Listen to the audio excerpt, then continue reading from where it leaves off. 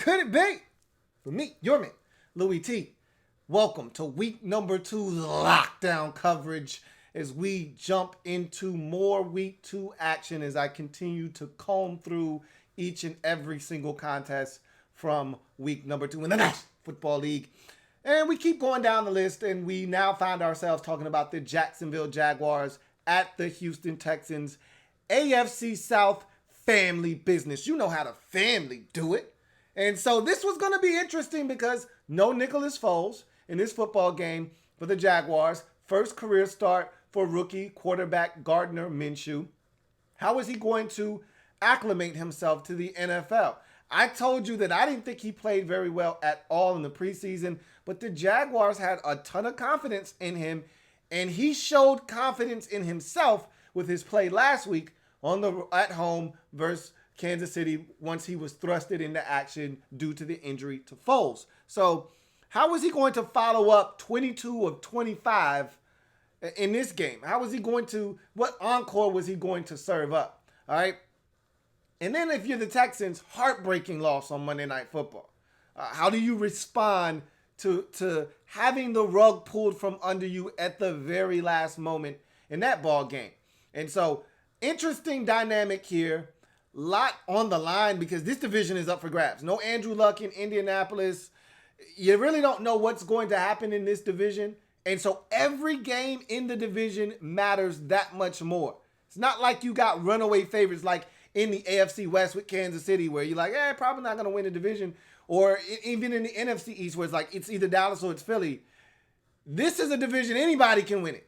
So division games really matter. And so if you're at home, if you're the Houston Texans, you got to have this one. You can't afford to lose at home to a divisional foe.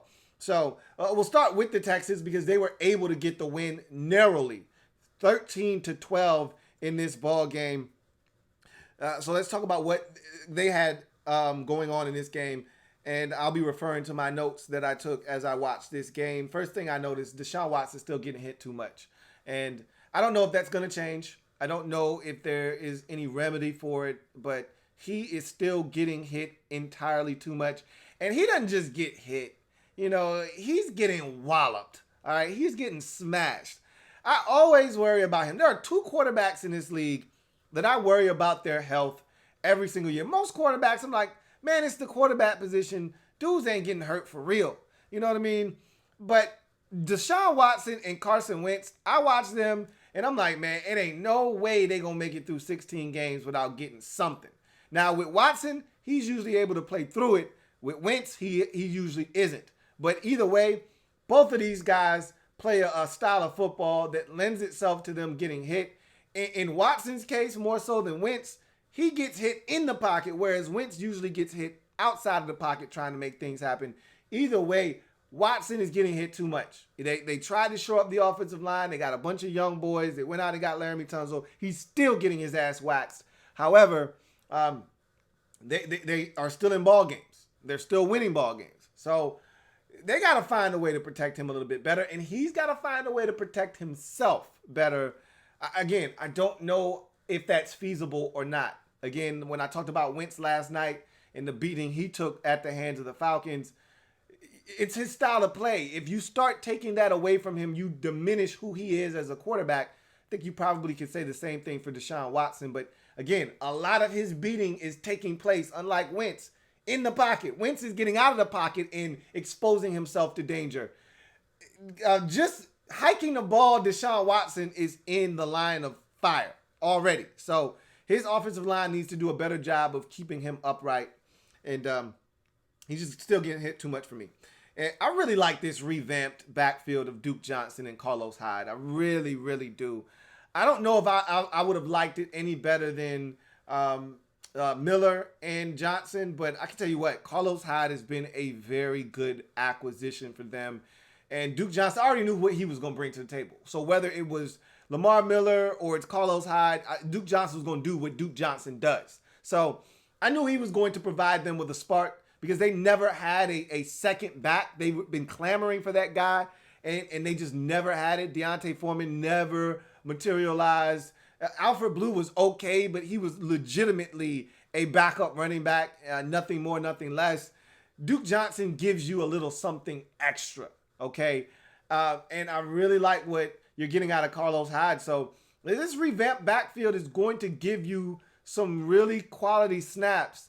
And I think you can do something. And this is why I feel like you should be able to protect Deshaun Watson a little bit better, because these guys are running the rock and they are actual threats when they touch it. Carlos Hyde looks fresh. He should. Hasn't really gotten a lot of touches the last couple of years because he's been bouncing around from roster to roster. And Duke Johnson, same thing. Last year didn't get a bunch of touches. And he's the guy that's out to prove himself. He's in a contract year. I think you're going to get a ton of good play out of these guys. And that should lighten the load of Deshaun Watson. And that should set up play action faking. He should be able to take shots to Will Fuller down the field, to Kiki QT, and to Nuke. And he shouldn't have to take a shot to take a shot. So I like what you're doing in the backfield right now. Whitney Merciless might be back. So here's my thing. And I'm going to talk about J.J. Watt here in a second. But Whitney Merciless might be back. And I remember when I made the video about the Clowney trade and I said, this is going to affect J.J. Watt. And there were a couple of you who made it a point to say, hey, look, man, I rocks with you, Lou, but you wrong about J.J. Watt. He's still going to get his because he's J.J. Watt. And I'm like, yo, first of all, and then somebody else chimed in like, and Whitney Merciless still there. And I'm like, you must be a Texas fan. Or you're not a Texas fan and you don't know what Whitney Merciless is doing, because Whitney went to sleep. That man was on a milk carton the last couple of years, all right? So whether it's injuries or lack of production, he hasn't been the Whitney Merciless of 3 years ago that went off for 12 and a half sacks. He had 1 sack and 3 sacks the last couple of years, 4 sacks combined. So when you started talking that Whitney Merciless talk, I'm like, pause. Where is this guy at again? Whitley who? I didn't even know who you were talking about. But Whitney Merciless looked good, had a pick, had a sack in week 1 versus the Saints. And now, man, the smoothest, sweetest, smooth operator, the smoothest move I've seen all season long belongs to Whitney Merciless in week 2. He put the most vicious, flavor delicious, poetic scripture spin move on the Jaguars tackle, split a double team on a spin move. It was so nasty. Woo-hoo-hoo! Boy, that spin move was gorgeous. Dwight Freeney-esque. All right. Hard outside, spin back inside. It was so nice. I had to rewind it and watch it twice. Split the double team of the tackle and guard and got to Gardner Minshew and forced a fumble. He forced 2 fumbles in this football game because he had 2 sacks in this football game. That was gorgeous. If we're getting that Whitney Merciless, then he's back. Welcome back. Welcome back. Welcome back. Welcome back. We missed you, bruh. Welcome back. And JJ needs you. Why? Because JJ got his ass worked again in this game. So I saw JJ Watt, and this is what I was talking about. No Clowney means I don't have to pay attention to anybody else. But that may change if Merciless continues on this tear that he's on. 3 sacks in the first 2 games. However, right now, if I'm going into any game, to hell with Whitney Merciless, I'm making sure 99 is taken care of. And if anybody else gets me, fine, you got me. But it won't be 99. And so Watt thought he was about to eat. He had beat a tight end silly, like he stole something, like he's supposed to, like he always does. And here comes the tackle to clean his ass up. Bow! Cleaned his damn clock. He beat the tackle. He thought, oh yeah, I'm about to get in there. Bow! Here come the guard. Cleaned his ass up. He's going to get double teamed. That he didn't have a single tackle. He did have a recovered fumble. He didn't do anything in week 1 because they're double and triple teaming his ass. He didn't do anything in week 2 because he's getting double teamed again. And if I'm a team playing the Texans moving forward, I'm going to do the same goddamn thing. I told you his numbers are going to come down. Now, he may have a game or two where some dumbass team allows him to get 3 sacks and inflates his numbers. But I'm telling you, the consistent Watt of a sack and a half, 2 sacks, another sack here, another 2 sacks, that shit is dead. All right, with no Clowney, there's going to be an impact. You're going to see it. You've already seen it to start this season off. But again, I'm not saying the man's going to have 5 sacks this season because he's still J.J. Watt, but it's not going to be 17 and a half, 19 and a half, and what you're used to. It's going to be more like 9 and a half, 10 sacks because he's going to get double teamed. But anyway, Kenny Stills is a difference maker, man. you might have actually got, he was a throw-in on this trade. The trade was more about protecting Deshaun Watson's blind side than it was getting another target for him to throw the football to. That was just a nice little throw-in. If we're going to toss in 2 first-rounders, I need you to sweeten up the deal. They said, all right, man, we'll throw Kenny Stills in as a little bit of a sweetener for you. But this was really about Laramie Tunsil. I'm going to tell you what, he might be the prize jewel of that trade, to be honest with you. He might be the guy you get the most production out of. Now, you can't quantify what a tackle's doing, but and I think Tunsil's going to be fine in this offense, but he can get his ass beat too. We saw it in week 1 against the Saints. Trey Hendrickson taking his ass to the goddamn cleaners. So I think he's still going to get work over there. Kenny Stills, I think, is going to be the one that provides you maybe the most dividends from that trade. But we will see. Bottom line is Kenny Stills is no laughing matter, and he wasn't just a throw-in on this deal. All right, he's a legit playmaker for this Texans offense now. And now they have another guy they can go to opposite of Nuke if Will Fuller decides he wants to get injured in his customary week 7, I'm out for 5 or 6 weeks injury. So they got another guy just in case. So it'll be interesting. If Will Fuller actually can stay healthy this year, you add Kenny Stills and QT to the mix, they got some stuff in Houston, man. And I'm liking Jordan Akins at tight end. You got some stuff to play around with. Duke Johnson and all these guys in the backfield. It's some stuff now. Now you just got to protect number 4. That's it. So I think Kenny Stills is a true difference maker. And you saw him making some more plays in this football game.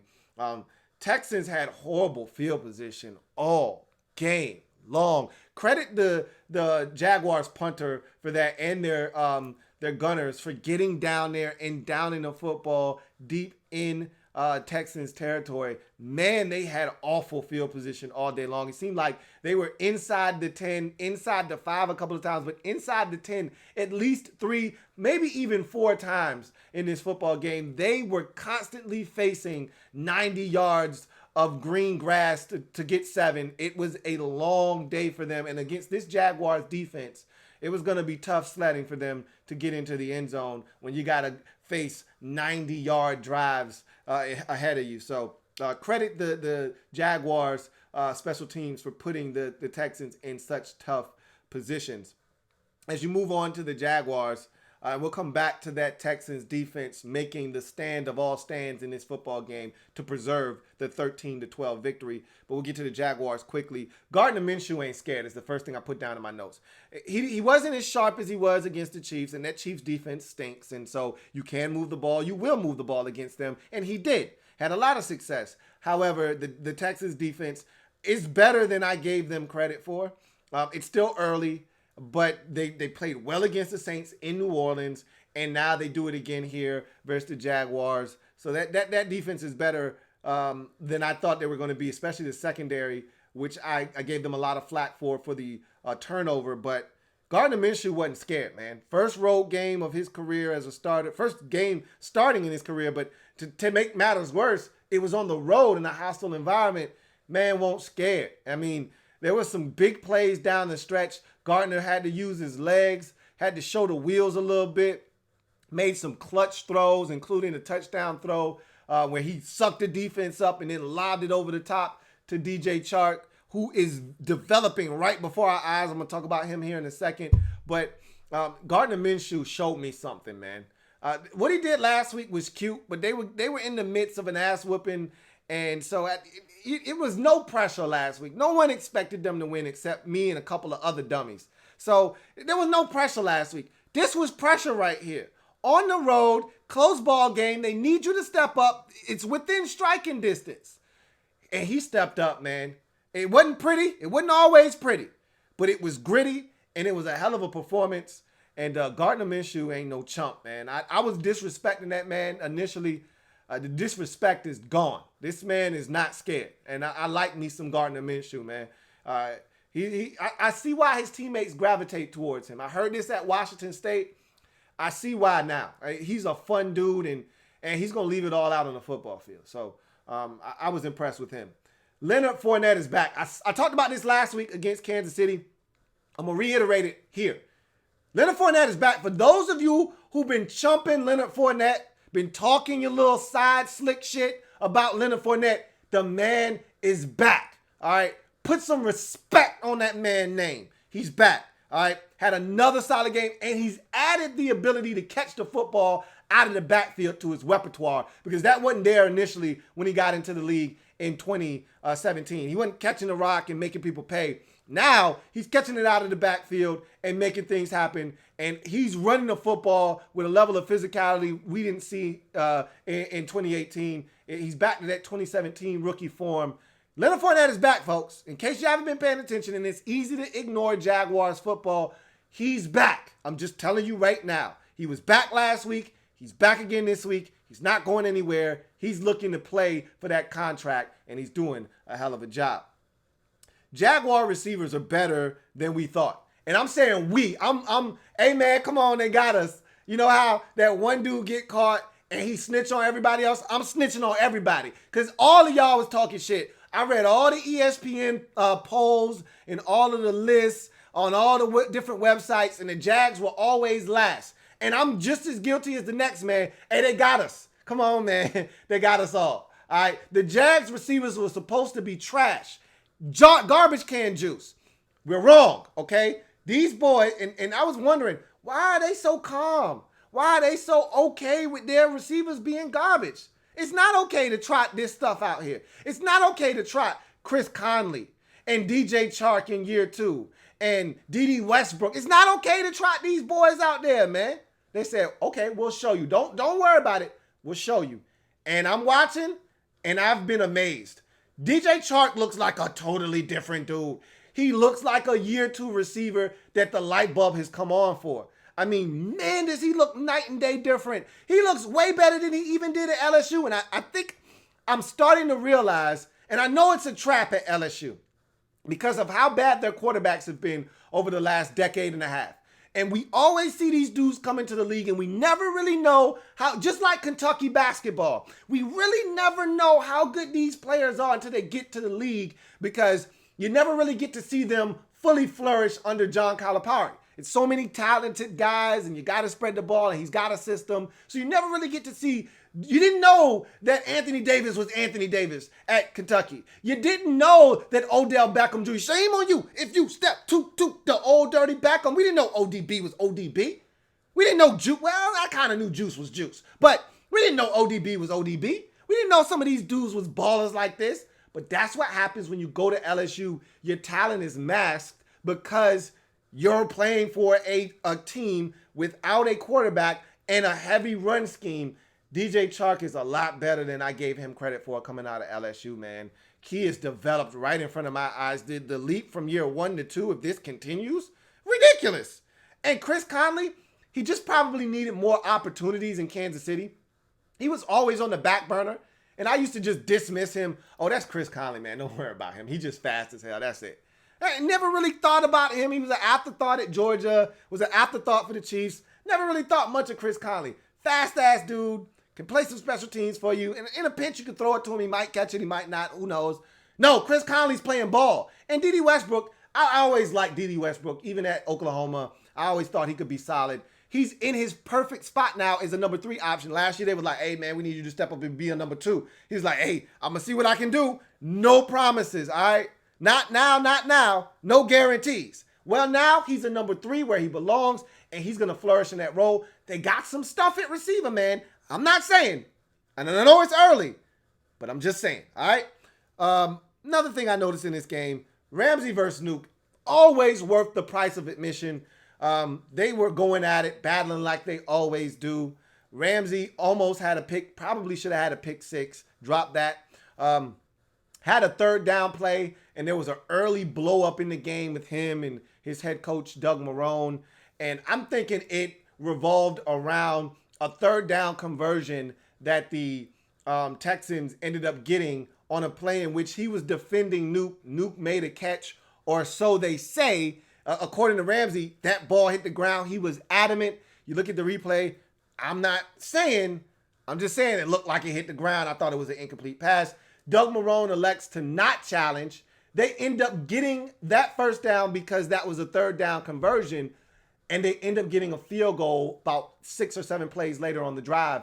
They end up losing the game by 1 point. If he challenges that, if it's overturned, they punt the football. Maybe it's a different game. Either way, Ramsey was pissed on the sidelines. Was not happy with Doug Marrone. They got into a verbal spat. It is what it is. I don't think it's much to be made of the situation, but this is why Ramsey hasn't gotten paid yet.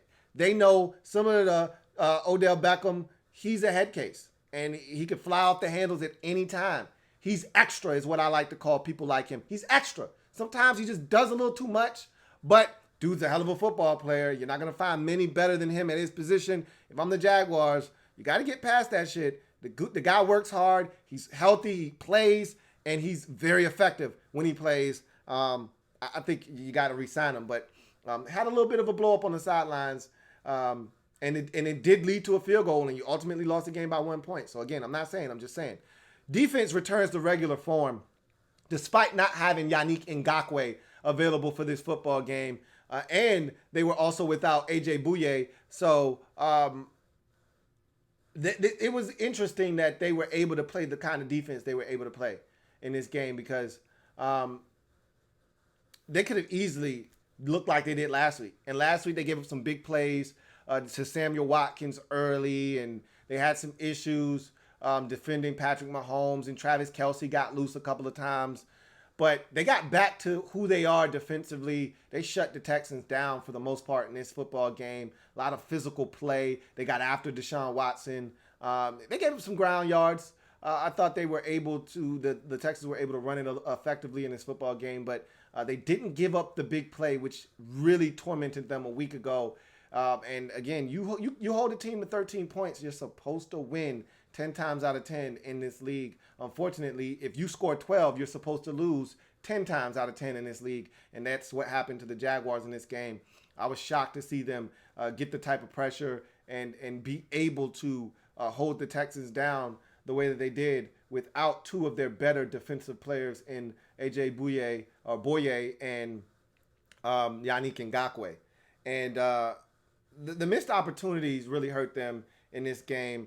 You got an interception opportunity I talked about with Ramsey earlier in the game. That was a late opportunity that would have put them immediately in field goal range, if nothing else. Maybe you get a touchdown out of that because of how good a field position you would have had. He might have scored on that. He had a running start with that pick, and he was right down the sideline. He could have easily have scored on that. And then you got a dropped snap by Watson. Well, it was a bad snap, early snap, hit him in his shin, and he's scrambling, trying to pick it up. Ball's on the ground, and this is deep in Texans territory. You recover this, you're probably going to end up scoring a touchdown a couple plays later. If not, you're definitely getting a field goal, and instead you allow the Texans to somehow get on top of that football and maintain possession. These were opportunities that were missed.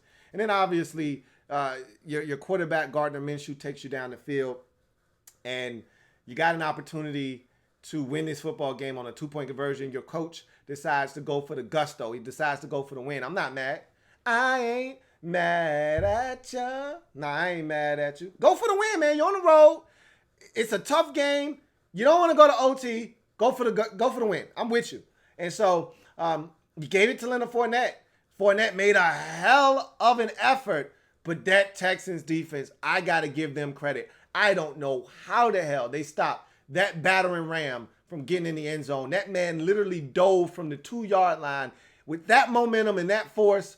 I thought he was going to barrel his way in, and he just couldn't get through that brick wall of one defender, then another defender coming to help push him back.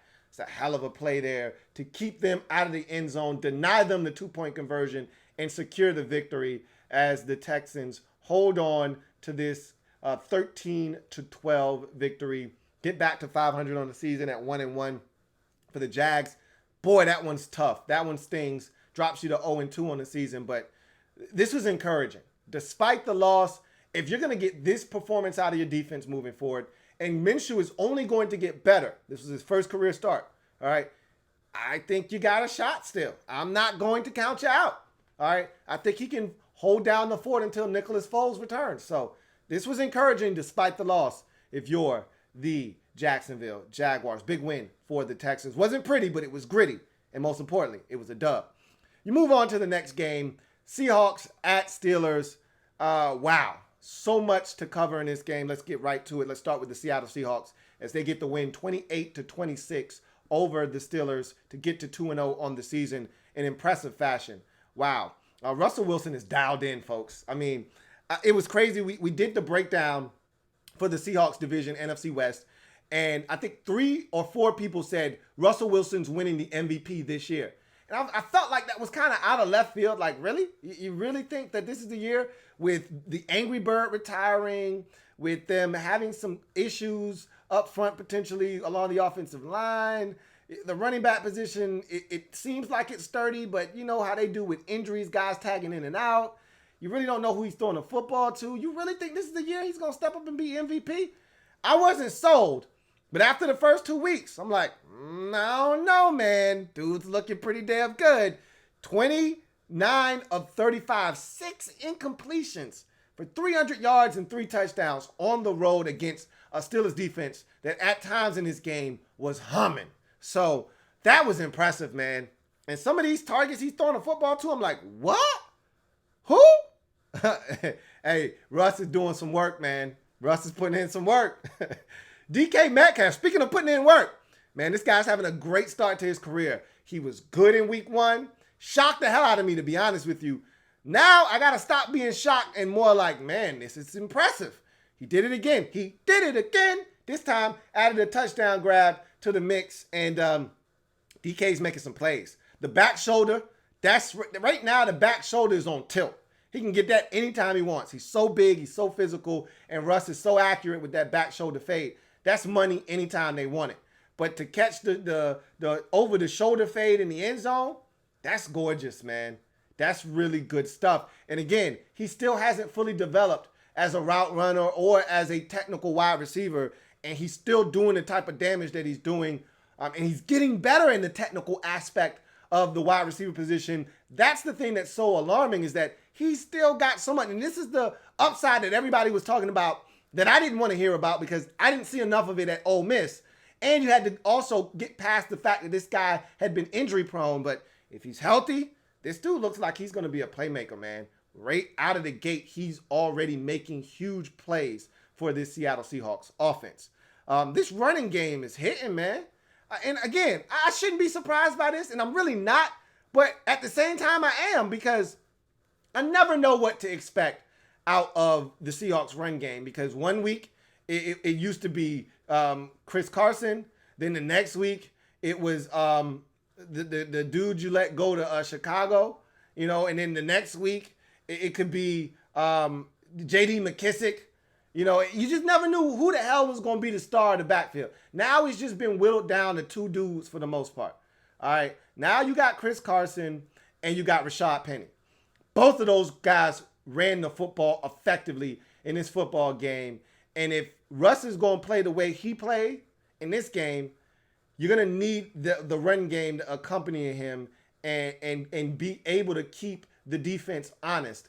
And that's why Russ can go 29-35, because he's got 2 guys in the backfield to turn around and hand it to, and they're making plays, and the defense has to respect that. And so Rashad Penny with a big run in this game for a touchdown. Looked like nothing was there. He bounces it outside and takes off. And you saw the speed that was so tantalizing that made him a first-round pick. You saw it on that play as he was able to get in the end zone. And Carson is the guy that does the dirty work, gets the physical in between the tackle yards, and can also bounce it too with a little bit of speed. So I thought the run game was hitting in this game for the Seattle Seahawks. Will Dissly at tight end, Malik Turner at wide receiver. Who knew? I didn't know. All right, now I disrespected the Seahawks for spending such an early pick on Will Dissly. Now I said the guy can block. I didn't know Will Dissly could actually catch too, man. I didn't know that came with the Will Dissly package. Well, Will Dissly is catching the football 5 for 50 in this game and a couple of touchdowns? Really, Will? That's how you feel, bro? I'm not saying. I'm just saying Will Dissly, man, is doing some work. All right. And this Turner dude, Malik Turner, undrafted out of Illinois. Again, who knew, man? I was talking about the third round receiver out of West Virginia being a guy that needed to make up some of the lost production. It wasn't going to be one guy. All right. But I thought it was going to be the West Virginia wide receiver that was going to have to make up a lot of that production that you're going to miss from Doug Baldwin. I said it's going to have to be a collection of guys, but he's going to have to be the one to step up. If you can get anything out of DK Metcalf, that'll help. Well, right now it looks like it's going to be DK Metcalf and this Turner kid. And if he continues to play the way that he's played, you got something here, man. And so this is pretty impressive right now, what you're getting out of these players.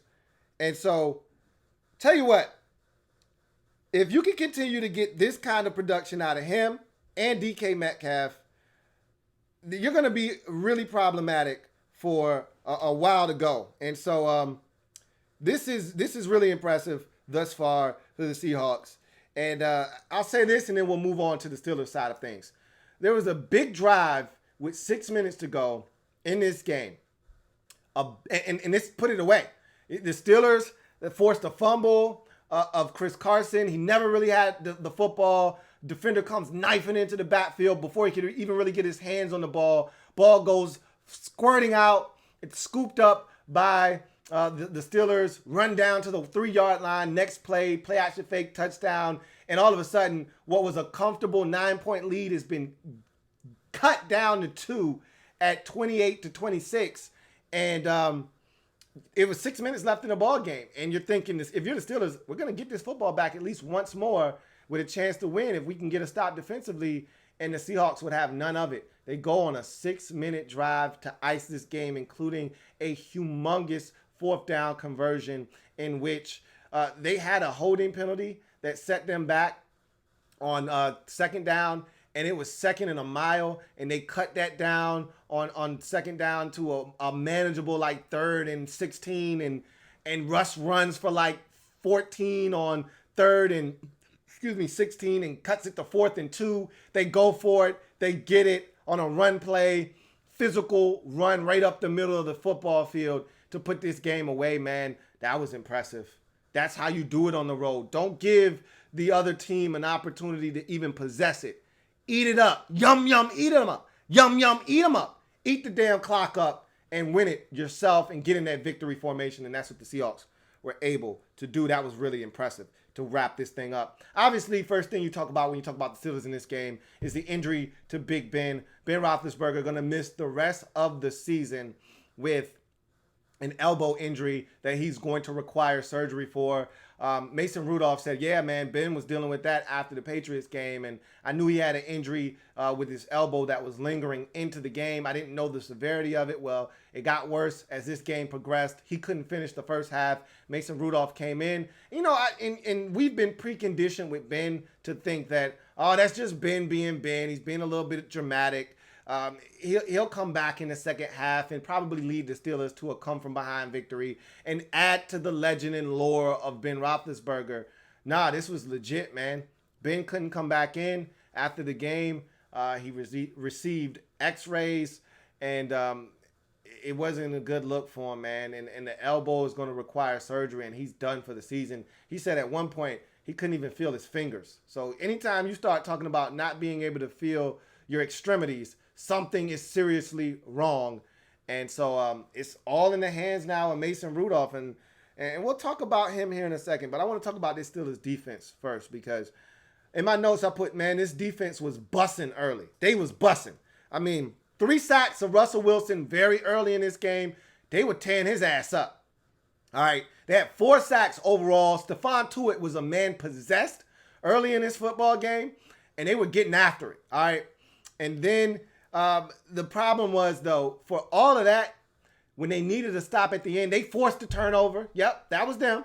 When the game looked like it was out of reach at 26-17, they forced the turnover. All right. And they were able to get it down inside the 3-yard line after the scoop up by their rookie stud linebacker. And they got it inside the 3, and then Mason Rudolph made it count. Tight end over the middle of the field, touchdown.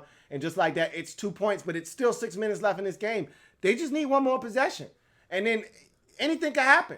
And you couldn't get that one stop that you needed. You systematically allowed Russell Wilson to take your part. Even after the holding penalty had set them back, you still allowed them to get back into a manageable fourth down that they felt comfortable going for it and keeping the ball away from your offense. So even though I thought this defense played hard, they were physical all day long. They gave up some plays. Russell Wilson only had 6 incompletions, and they gave up some plays to the tight end, and they gave up the big run to the running back, Rashad Penny. Outside of all of that, even though you had all of that stuff, I still thought this was a physical performance by the defense. But you needed that stop. And at the end of the day, that's what it boiled down to. You needed that stop. You couldn't get it. But I thought actually it was a physical performance by the Steelers defense. And they were busting early. They just weren't busting late.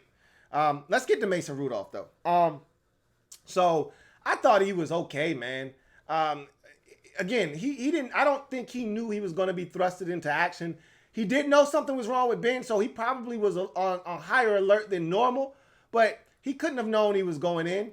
And for him to be thrusted into the action for his first time, 2 touchdowns, did throw an interception in this game, but I thought he handled the moment well.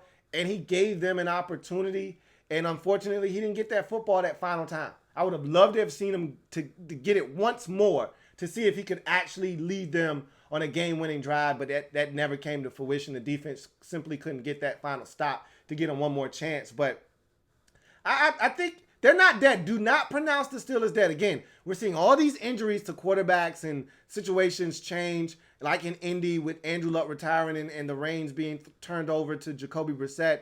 In Jacksonville, I just told you, do not sleep on their quarterbacking situation with Gardner Minshew. I'm telling you here, don't sleep on these Pittsburgh Steelers. The defense, I think, is going to be good enough.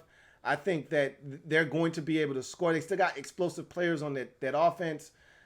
I think Mason Rudolph is going to settle in, and they're going to be all right. I want to see how this goes. But I thought he was good enough in this game to give them a shot. And so he wasn't terrible. So I really think that if the defense can be a little bit better, they got to be better. With Mason Rudolph, it was okay. With Ben in there to give up what they gave up in this game and still have a chance. With Mason Rudolph, you're going to have to limit teams to under 24 points. You can't be getting into shootouts with teams with Mason Rudolph at quarterback. You're going to need to limit teams to 23 or less to give you a realistic shot week in and week out. If teams are scoring 29 like the Seahawks did in this game, you're going to lose most games with Mason Rudolph at quarterback. So you're going to have to be a little bit better. But that being said, I want to see more of Benny Snell Jr. He had a big run that he ripped off in this football game. I thought we were going to see more of him out of necessity due to the injury to James Conner, but it sounds like he's going to be fine. Sounds like he's walking around the locker room with no problems, and it sounds like everyone in the organization thinks that he's going to be just fine. So we'll see what happens with him. But in any event, whether he's good or not, I want to see more of Benny Snell.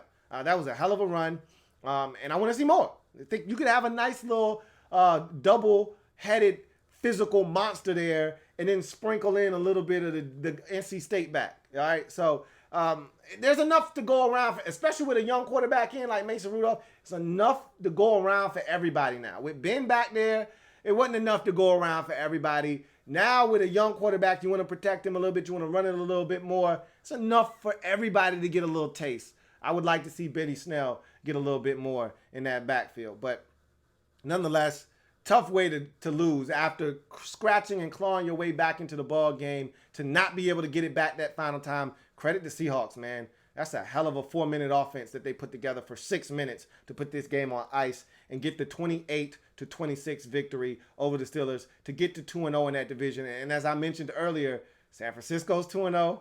The Rams are 2-0, and the Seahawks are 2-0. That's going to be a hell of a divisional race if those teams are what we think they're going to be, or at least me. I thought 49ers were going to be pretty good this year, and I told you that after the Clowney trade, I thought that Seattle had a legitimate shot at winning this division. So going to be interesting to see how the NFC West unfolds as they get the win. Meanwhile, the Steelers are 0-2 on the season after looking miserable in New England. They came home and got injured at the quarterback position and fall to 0-2 on the season. And they've got an uphill battle to climb. However, don't count them out with Mason Rudolph at quarterback. We go to the Miami game with the Patriots. I'm not going to spend a lot of time on this. This was a pure ass whooping. unadulterated, and there are going to be many more of these to come from Miami this year. Let me just say this: this wasn't your typical ass whooping like last week when they quit in the first half. It was 21-0 at the end of one. It was like 28 or 35-3 at halftime, whatever the case may be. That was pure. That was a straight up ass whooping. Shoes, coat, and hat took it type ass whooping. This one was a little different. This was 13-0 at halftime. This was 16-0 in the middle of the third quarter. Like, this one didn't get out of hand until the fourth quarter, when the Dolphins started handing out turnovers and the Patriots started taking advantage of some opportunities. This thing didn't get out of hand until the fourth quarter. So let's not act as if this was a straight beatdown from the jump. They hung in there, but there's only so much a defense can take when an offense is just giving them nothing. I mean, they had like 41 yards of total offense at halftime. And after three quarters, I think they might have went backwards. I think the third quarter, they might have went backwards in terms of total yards. I think they ended up with like 50-something after three quarters, to be honest, though. But it was bad. They had nothing on offense. Nothing to offer. It was bad, man. And there's only so much fight you have as a defense before you finally take your foot off the gas pedal and like, man, I don't have no more to give. The tank's empty. So it's bad in Miami. I feel bad for guys like Xavier Howard. He's getting paid a lot of money, so I don't feel bad for him in that regard. But he's a baller. He's really going to be trapped out there. I feel bad for guys like Jerome Baker, who's out there running around with a bunch of energy, but for all for naught. Minka Fitzpatrick, who wants out, and I think he's going to get his wish here shortly. But those are some of the guys that I highlighted as guys that are just flying around trying to make plays. It's just not enough. When the offense stinks the way that they do, it's just not enough. New England, they weren't all that impressive to me for the first three quarters. But the Dolphins know how to play them. And then, it got out of hand. Antonio Brown had a solid game. Again, I thought that Xavier Howard locked down Josh Gordon's ass. Like, it wasn't all that impressive until the fourth quarter. Again, if you watch the game, then you understand what I'm talking about. The Dolphins were in this football game. They just got nothing. Absolutely zero from their offense. The defense gave them a shot. If the offense would have came with anything, this could have been a lot closer of a ball game. But the Patriots, it's not a big issue. You win 43-0. Who gives a shit? But Stephen Gostkowski missed a field goal and an extra point. Had this been a competitive football game, those points could have come back to haunt them. Outside of that, really not much to talk about. They did have some injuries. Their left tackle, Isaiah Wynn, had a toe injury. Don't know how serious it is, but they're 2-0 on the season, are the Patriots, and they've been impressive in both of their victories. Meanwhile, the Dolphins are the laughingstock of the NFL, and right now they're on pace to go 0-16, and they've showed little to no resistance in terms of stopping that from happening. But at some point, they're going to win a game. You got to assume they're going to get somebody. But right now, I don't know who that is, and I don't know when that's going to take place. Patriots win the game 43-0. They cover on the largest road margin of victory in terms of a spread that we've seen in quite some time, if ever. And they cover it with a 43-point victory. Yikes. That's really all I have to say about that game. Let's go on to a much more competitive game and some real family business. That was some trash family business. This was some real family business here. Some NFC North family business. If these two teams said they ain't did it, then they ain't did it. But if they did, well, that's family business. And Packers at home coming off of some more family business. And they're like, more family business, please. After going on the road and taking care of Chicago in week one, they turn around and come home and open up Lambeau in 2019 for the Minnesota Vikings. So they welcome a family member to the house, one of them cousins coming over, literally cousins coming over. And they had a little bit of fun early on in this football game, and they had to make that fun last. Like Keith Sweat, make it last forever. Because they didn't score anymore after the initial flurry. They had to make that 21 points last. And fortunately enough for them, they were able to make it last.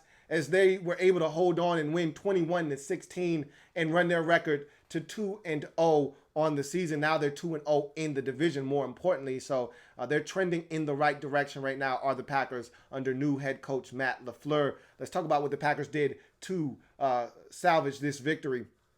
Packers started out on fire. All right? Fire, Falcon. Punch. Fire. Like 3 touchdowns, first 3 possessions.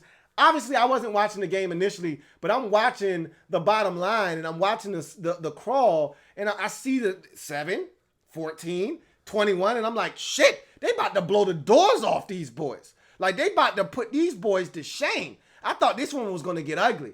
It's going to get ugly. In here. Oh, in here. Oh, in here. Oh. I thought it was going to get ugly. But the Vikings settled in. We'll talk about that when we get to the Vikings, but the Packers had help early. It wasn't all the Packers, even though they were impressive offensively. The Vikings gave them help. Now, the first possession, all Packers. They went right down the field, made it look easy, got into the end zone, 7-0. The Vikings responded with a drive of their own. Dalvin Cook was running the football. They moved it down the field. They got in the field goal range, and Dan Bailey decided to be dangerous, and he missed. So they got great field position. They took that. They ran with it. Got in the end zone. Touchdown, 14-0. Then Kirk said, hey, let me get in on the fun. Let me throw a little bit of a pick here. And so, he fumbled.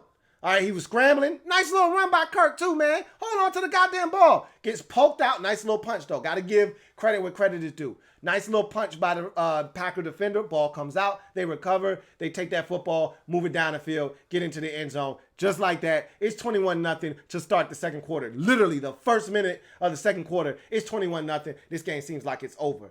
But wait, there's more. So, Packers' short yardage offense needs some work. They had 2 4th-and-1s in this game, and they did their best to make sure that this wasn't a blowout. They said, hey, man, y'all family. We ain't going to do y'all like that, man. It's early in the season. We know how it goes sometimes when you go over to a family member's house and you're not fully prepared. So we're not even going to do this to y'all today. We're going to let you live. We just want to make sure you return the favor for us when we come to Minnesota. And Minnesota was like, bet, we got you. So Green Bay failed on a couple of 4th-and-1s. Credit that Vikings defense for blowing them up. But you got to be better than that. If you're going to make the decision, and this is my thing. After the first one where they just absolutely blew up and erased the line of scrimmage and created a new line of scrimmage like 2 yards in the backfield. After that shit happens the first time, I'm not going for it on 4th-and-1 the next time. Kick the damn field goal. It almost came back to bite them in the ass because had you lost this game 23 or 24-21, you would have known why, because you decided to pass on the field goal. The first time I had no problems with it. Yeah, go for it. You hot right now. You had the hot hand on the dice table. Let it go. The second time, you had cooled off. Dalvin Cook had blessed your ass with a 75-yard touchdown run. Shit won't sweet no more. Kick the damn field goal, man. You were being too aggressive for your britches right there. But luckily enough, your defense made it stand up for you. You got lucky. But the second time, you should have kicked the field goal, I think. But that's nor here nor there. Short yardage offense needs some work. Got stopped on 4th-and-1 twice in this game. Great challenge by Matt LaFleur on the Diggs touchdown that would have cut this lead to 21-14 going into halftime. Instead, it was 21-10. Why? Because he challenged Diggs' touchdown grab.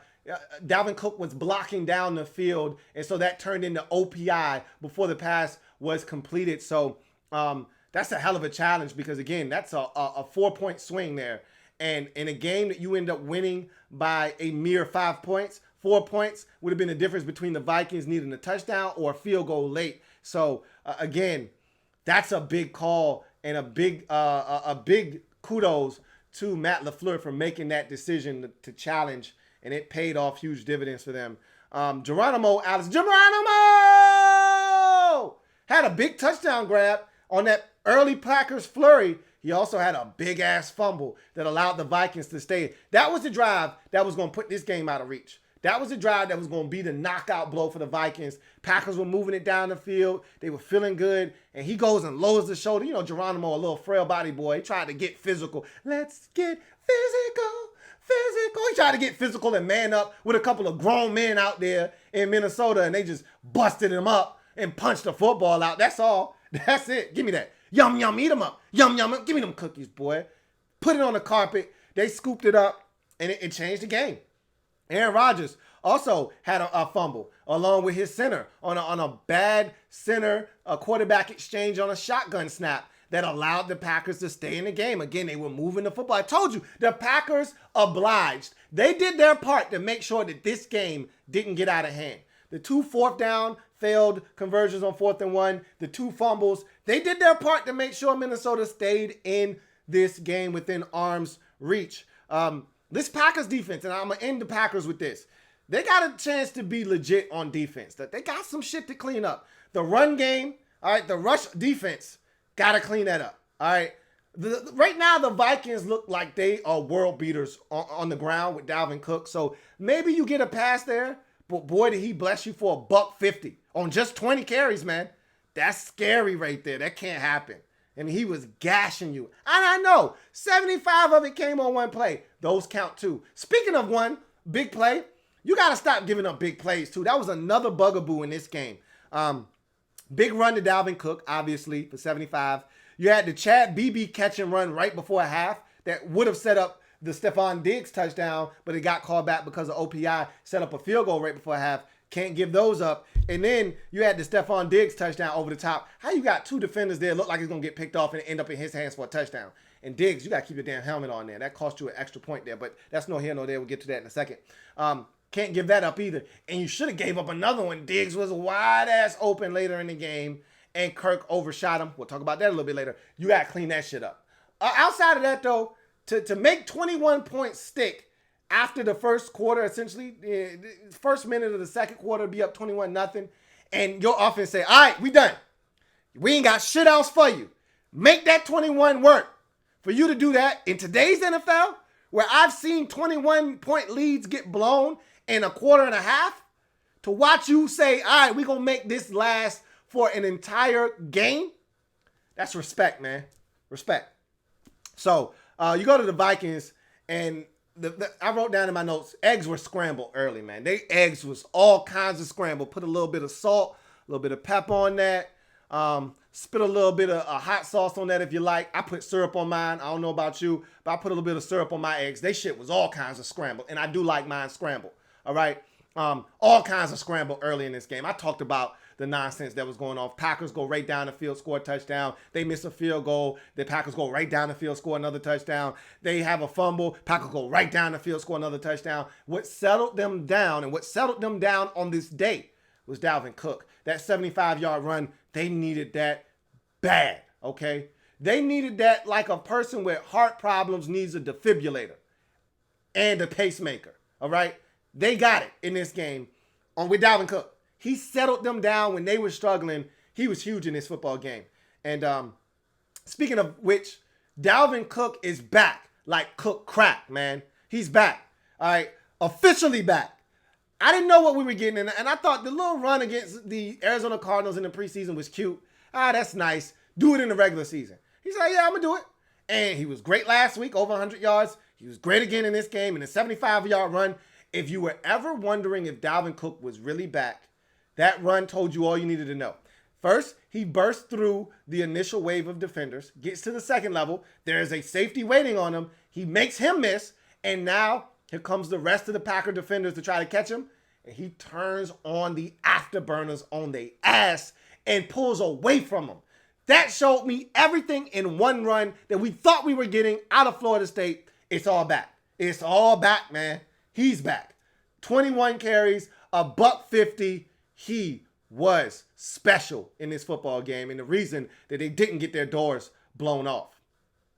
Kicking woes may be back for the Vikings. I'm not willing to go out on a limb and say that they're officially back. However, I took Dan Bailey's moniker back. Give me that nickname back. Dangerous Dan Bailey. When he was in Dallas, he was Dangerous Dan Bailey. I'm going to go ahead and bless him with that back. He is now back to being Dangerous Dan Bailey. Why? Because now he's a detriment to his own team. He's dangerous to the Minnesota Vikings. Dangerous to your health, man. You send Dan out there for anything longer than 40 yards, and you're at your own risk. So he's back to being Dangerous Dan Bailey. He missed the damn extra point now. That was blocked, and that was Stephon Diggs' fault. because he took his helmet off after the big touchdown grab, and that caused it to be a 15-yard. Remember, that's new now. It used to be you do something stupid after a touchdown. All right, we're going to just tack it on the kickoff. That's a new rule now. You want to do some dumb shit? Oh, no, we're going to make you pay on this extra point right now. All right, so it's going to hurt somebody this year that scored a touchdown late in the game, everybody going crazy, somebody going to take their helmet off or do an excessive celebration, and you need to go for 2 to tie the game up, and you're going to get this dumbass penalty, and instead of going for 2 from the 2, you're going to be going for 2 from the 17. Somebody going to do that dumb shit this year. That was the first time I seen it happen this year, where somebody had that 15-yard penalty, forced them to kick what is it? What does that turn into? A 48-yard extra point after a 15-yard penalty. And they blocked that. Yeah, the Packers went ahead and blocked that. So, and then he missed a field goal early in the game. So, I don't know if they back or not, but he's dangerous, Dan Bailey, again. So, we're going to see how that goes for y'all this year. Vikings defense stood tall after the early problems. Those boys played ball, man. They were physical with the Packers, man, because the Packers were still moving the ball throughout the game, but they stood tall. They got after Aaron Rodgers' ass. There was a shot that he took from Danielle Hunter. Like, they was hitting Aaron Rodgers.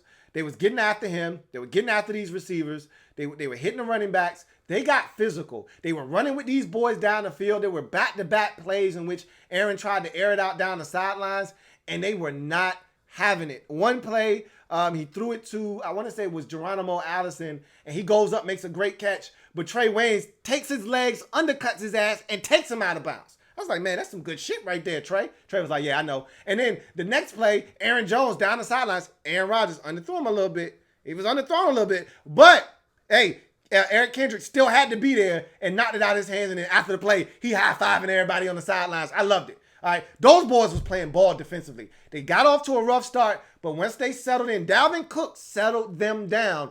After they settled in, they forced a couple of fumbles.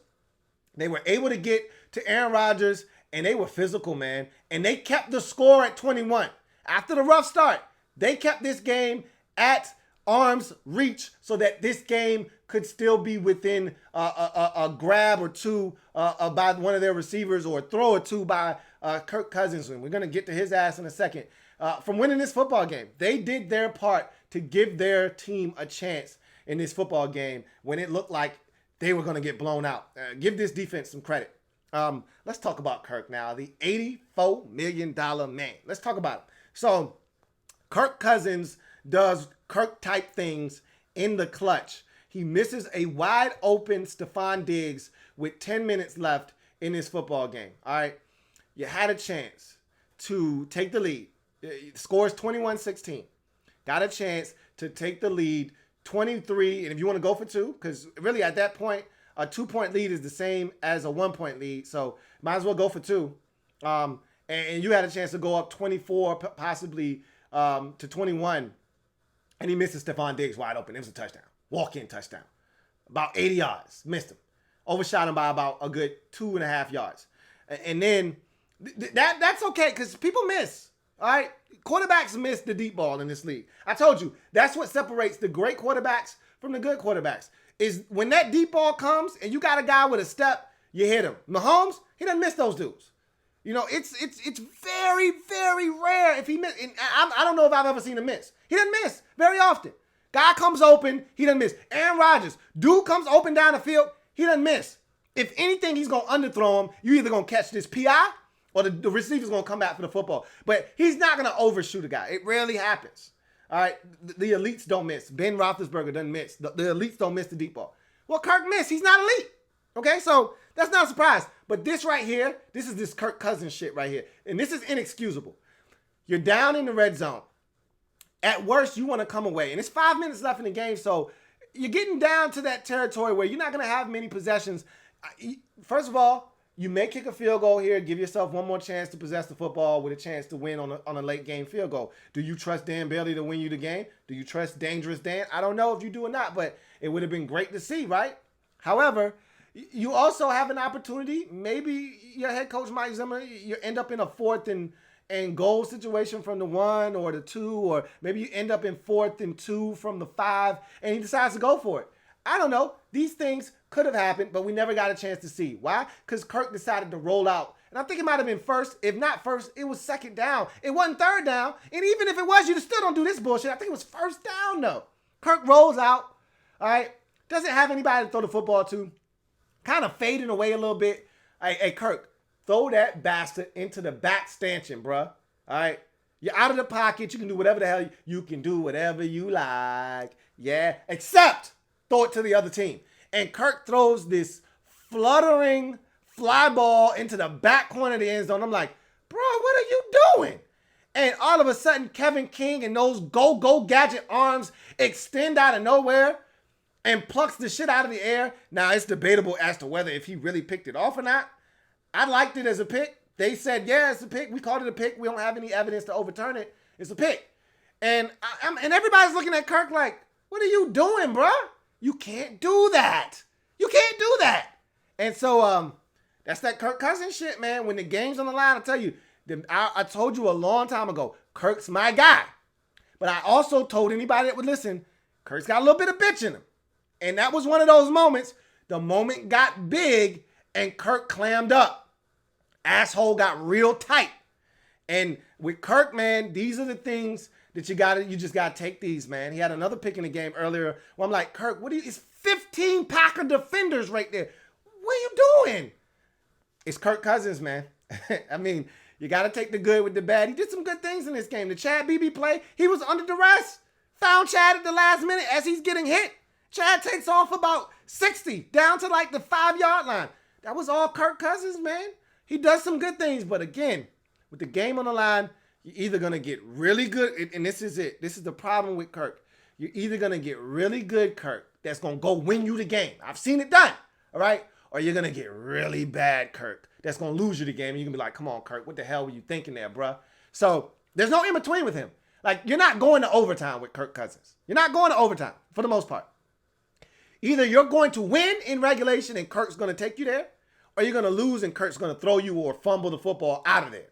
So that's you just gotta know. You gotta know. When you pay a dude 84, you gotta know what you're getting yourself into. So you just gotta know. And unfortunately, he did the same thing in Green Bay last year. You got away with it with that bogus roughing the passer penalty call on Clay Matthews. He threw a pick on that play too. Let's not act like Kirk had taken you down the field initially. He only did that after he got a second chance when he shouldn't have. So you shouldn't be surprised here. You should be used to it by now. But it's all good though. In any event, 21-16 win. Packers hold on for dear life. Get it done. And I can't say enough about how improved this defense looks. They got some work to do. As I mentioned, they got work to do. They got to work. They got to work. They got a job, baby. They got work to do. But they're much better than they were the last couple of years defensively. And they showed you by making 21 points work for 4 quarters. So if you're in Minnesota, you're kicking yourself because you had every opportunity to steal this game. The Packers were giving you an opportunity to steal this, and you just refused to take it. So now you're 1-1 on the season after this loss. Packers are 2-0. And we'll see what the Bears are. The Bears actually won. I was about to say, we'll see what they do tonight, but they should have lost. That's some bullshit. But we'll talk about that on the next Lockdown coverage. I'm your man, Louis T, signing off. Thank you guys for joining me. Remember, if it's not your man T, it's not the best NFL coverage it could be. I got one more of these to go with the final 4 games on the slate. That will come later on tonight after Monday Night Football overtime. We'll come and we'll do this lockdown coverage to wrap things up. So I will see you guys for Monday Night Football overtime. And for those of you who are Redskins fans, I will see you for Redskins Nightly News. Until then, you guys have a good one.